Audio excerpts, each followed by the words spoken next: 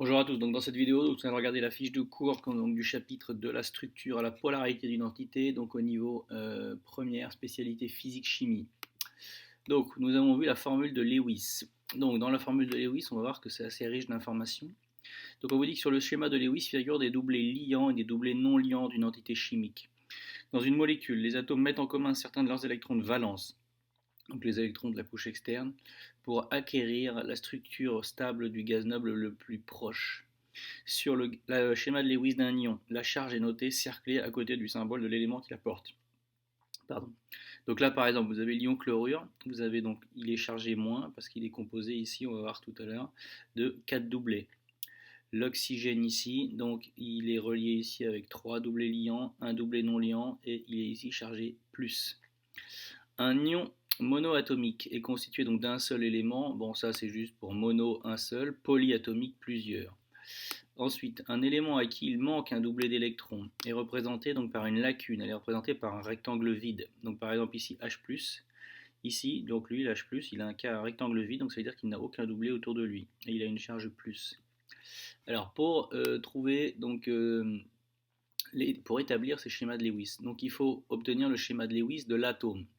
Alors, première étape de l'atome, donc c'est-à-dire ici par exemple pour l'oxygène, il faut que vous preniez la structure électronique et que vous représentiez donc les électrons de la couche externe. Ici, les 6 électrons de la couche externe. Ici, regardez bien, on va les compter ensemble. Ici, vous en avez un. Attendez, je vais l'écrire avec ça. Là, vous avez le doublé veut dire 2 électrons. Vous avez un autre doublé ici, 2 électrons. Donc, et les deux ici qui sont célibataires, ce qui vous fait donc 6 électrons. Pour ces 6 électrons, vous avez 2 électrons célibataires. Donc ça veut dire que l'atome d'oxygène ici va vouloir faire 2 doublés. Il va lui en manquer 2 en fait pour en avoir 8, la règle de l'octet. Il va donc vouloir faire 2 doublés liants ou 2 liaisons covalentes. Donc ensuite, on vous demande les schémas de Lewis des ions qui peuvent être associés. Donc à cet atome par exemple. Donc si ici vous avez cet atome là X, donc ici si vous enlevez un électron, donc là il est neutre l'atome.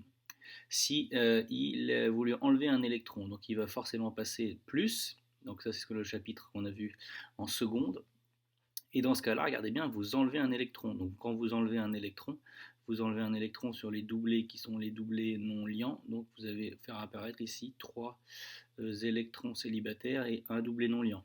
Donc autour de lui, en fait ici, je vais vous montrer, autour de lui, cet atome qui est devenu en fait un cation, il a 5 électrons externes.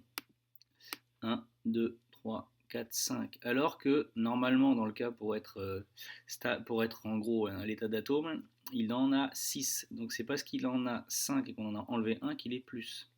Ensuite, si vous en ajoutez un électron, donc cette fois-ci vous allez ajouter un électron donc sur un des deux électrons célibataires, vous allez faire apparaître un doublé non liant, donc il va devenir moins. Ensuite, pour les schémas de Lewis des molécules, il faut assembler les schémas de Lewis des atomes, de manière à ce que tout colle. Donc par exemple, ici si vous avez le dioxygène, regardez bien, vous mettez 2 oxygènes l'un en face de l'autre, et vous voyez bien qu'ici vous faites apparaître ici une liaison, un doublet et un doublé liant. Donc vous obtenez ici cette formule donc de Lewis. Pour le dioxyde de carbone, vous mettez l'oxygène et le carbone avec ces 4 électrons célibataires, et vous faites apparaître dans ce cas-là deux doublés de chaque côté, 2 doublés liants ou 2 liaisons doubles. Pour l'eau, idem, même méthode. Donc en gros, une fois que vous avez fait avec les structures électroniques chaque atome, il faut assembler les schémas de Lewis donc des atomes. Retenez aussi que les carbones font toujours 4 doublés liants dans des molécules, on va dire, classiques. L'oxygène 2 doublés liants, l'azote 3 et l'hydrogène 1. Ensuite, pour les ions polyatomiques, un atome engagé dans un ion porte une charge formelle qui n'est pas entourée du même nombre d'électrons qu'à l'état, s'il n'est pas entouré du même nombre d'électrons qu'à l'état isolé.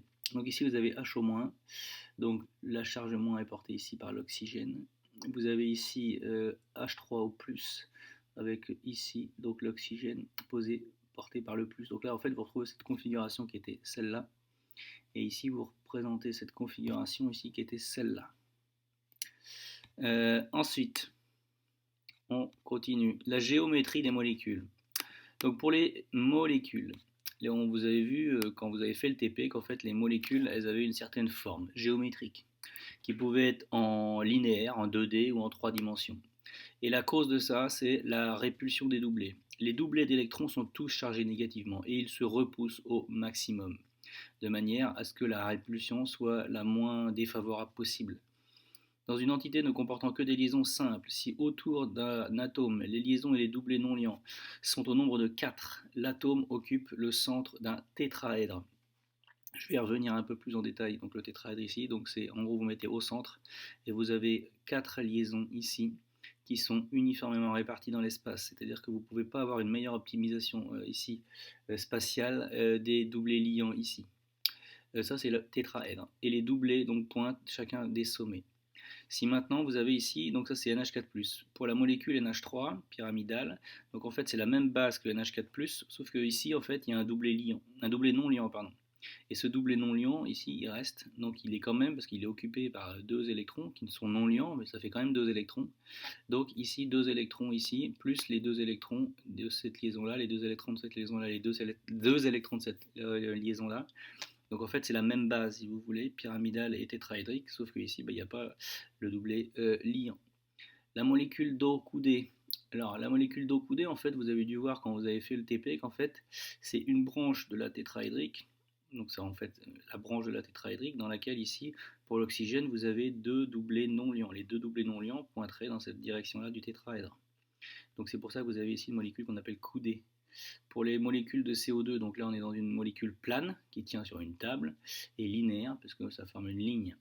Et enfin pour les molécules CH2O, donc là vous avez une molécule qui est plane, elle tient sur une table et elle est plutôt plane, on dit triangulaire. Donc d'un point de vue de la géométrie, une liaison simple se comporte comme une liaison multiple se comporte comme une liaison double. C'est-à-dire qu'ici vous avez deux doublés liants, puis ça se comporte comme une liaison. C'est-à-dire qu'en gros c'est un centre d'électrons qui doit repousser un autre centre d'électrons. Donc là la géométrie la plus optimum, c'est donc qu'il soit à 180. Là vous avez une liaison, une liaison, une liaison. Donc la géométrie maximum, c'est qu'en première approximation, ce soit donc un triangle ici, donc avec 120 degrés de chaque côté. Alors ensuite, on arrive à... Donc ce schéma-là, je l'ai mis là, ce tableau, parce qu'il est plus précis et il est surtout plus complet. Puisqu'en fait, si vous regardez bien cette image-là, vous n'avez la représentation géométrique que des atomes. Il n'y a pas les doublés non liants qui sont représentés. Dans ce tableau-là, vous avez la représentation des doublés non liants. Alors je m'explique, ici bon, vous avez la représentation de Lewis, le nombre de doublés, la description, la répartition dans l'espace. Et ici, quand vous avez, ici, vous voyez, cette petite répartition des doublés dans l'espace, quand vous avez donc quelque chose ici, c'est que le doublé est liant, et quand vous avez ici, ça veut dire que le doublé est non liant. Alors n'oubliez pas, par exemple pour l'eau, regardez bien, vous avez la répartition du tétraèdre, vous avez deux liaisons qui forment donc une base du tétraèdre, et vous avez les deux autres qui sont le doublé non liant. Donc c'est pour ça que c'est coudé. Donc vous avez ici le modèle spatial que vous avez pu observer en TP, et ici vous avez la répartition, si vous voulez, avec les doublés liants et non liants. Ne perdez pas de vue que ça c'est pas un doublé liant. S'il n'y a rien au-dessus, c'est que c'est une représentation pour vous imaginer bien qu'en fait là il y a un doublé qui est non liant. Dans ce tableau-là, on vous explique en fait que dans les entités, quand il y a différents doublés, avec des doublés qui sont non liants, les angles ici, donc les angles théoriques, par exemple, quand vous avez 3 doublés non liants, 3 doublés liants et 0 doublé non liant, donc 3 doublés liants, c'est 120 degrés. Si parmi ces trois-là, vous avez un doublé non liant, ici, l'angle ici sera un petit peu inférieur à 120 degrés. Ensuite, si vous avez 4, donc vous avez le tétraèdre, 0 doublé liant. Si parmi ici, vous avez un doublé liant, donc ça sera un petit peu inférieur à 109. Et là, vous trouvez la forme pyramidale qu'il y a ici. Et ensuite, s'il y a 2 doublés liants, vous êtes un petit peu inférieur à 109 encore. Donc là, c'est la forme plane coudée. Donc en fait, toutes ces images que je vous ai mis ici sont un peu complémentaires dans le sens où celles-là, c'est les plus, on va dire, les plus jolies, les plus grosses, mais ça ne représente que les atomes. Ici, vous avez la représentation symbolique, ici, des formes de base avec les doublés. Et ici, on vous explique vraiment, là, les doublés, c'est plus, c'est un petit peu mieux, un petit peu plus simple, un petit peu plus précis pour que vous compreniez que les angles, des fois, entre la théorie pratique, où c'est parfaitement 109 quand il n'y a pas de doublé non liant, quand vous avez des doublés non liants, ça peut un petit peu différer. La polarité d'une molécule. Alors, tout ça est défini, entre autres, d'abord par l'électronégativité. L'électronégativité traduit la tendance d'un atome à attirer les électrons. Donc concrètement, plus un atome est électronégatif, plus il attire à lui les électrons d'un doublet. Donc elle augmente quand on se déplace vers la droite, dans le tableau, et elle augmente quand donc, on se déplace du bas vers le haut. Le fluor est l'élément le plus électronégatif. Vous pouvez différencier donc ce qu'on appelle des liaisons. Donc il y a un type de liaison entre deux atomes, selon la différence d'électronégativité. Si, quand vous prenez une liaison, la différence d'électronégativité delta xi est inférieure à 0,4, on pourra considérer que la liaison est covalente apolaire. Alors un exemple, Cl2, vous avez un Cl, un Cl, donc forcément c'est le même atome, ils ont la même électronégativité. S'ils ont la même électronégativité, la différence d'électronégativité dans cette liaison est nulle. Donc cette liaison-là est apolaire. Si vous avez une différence d'électronégativité qui est supérieure à 0,4 et qui est comprise entre 0,4 et 1,7 à 2, la liaison elle est dite covalente polaire ou polarisée. Par exemple, CCl. L'électronégativité du chlore est très supérieure à celle du carbone. Donc ici, vous pouvez dire que la liaison elle est polarisée. Et si elle est polarisée, ça veut dire qu'en gros, le chlore, vu qu'il est plus électronégatif, attire plus à lui les doublets d'électrons. Donc s'il attire plus à lui donc les électrons du doublet, là, de ces deux électrons là, qui forment la liaison covalente, il les attire un petit peu plus vers lui. Donc ça veut dire qu'en gros, la probabilité de présence de trouver les deux électrons elle est plus proche du chlore.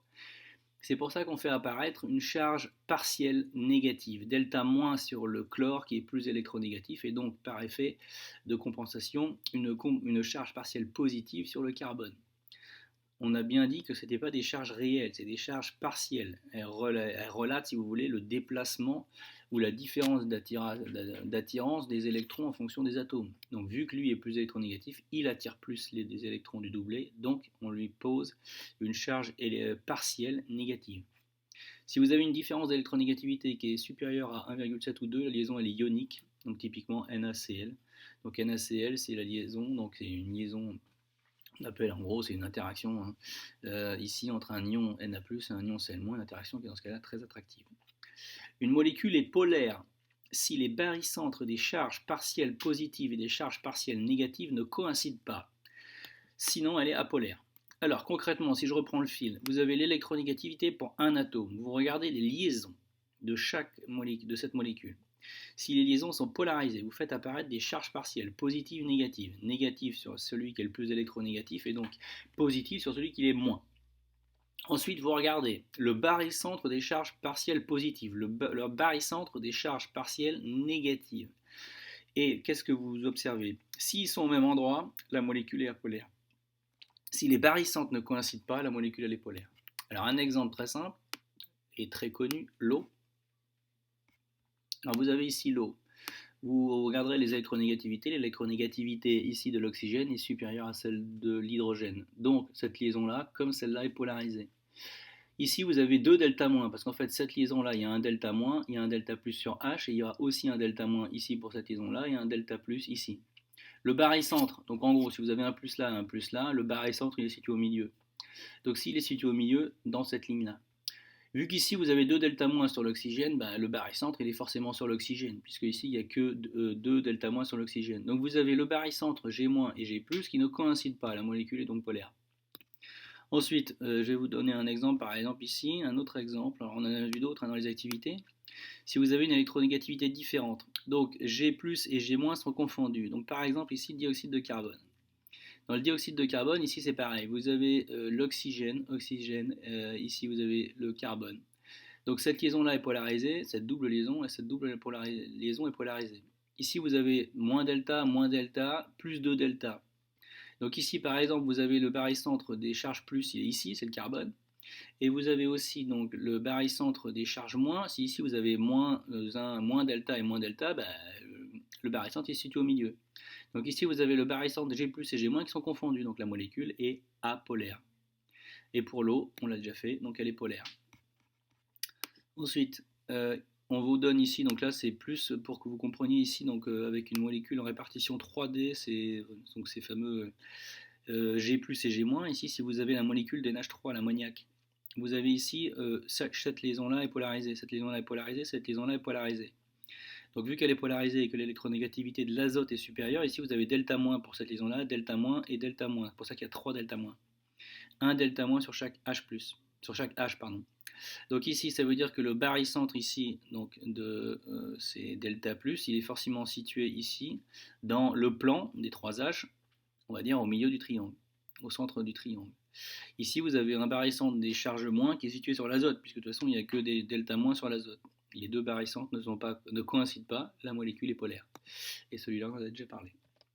Donc, voilà, donc on arrive à la fin de cette figure de cours, donc j'espère que cette vidéo vous sera utile.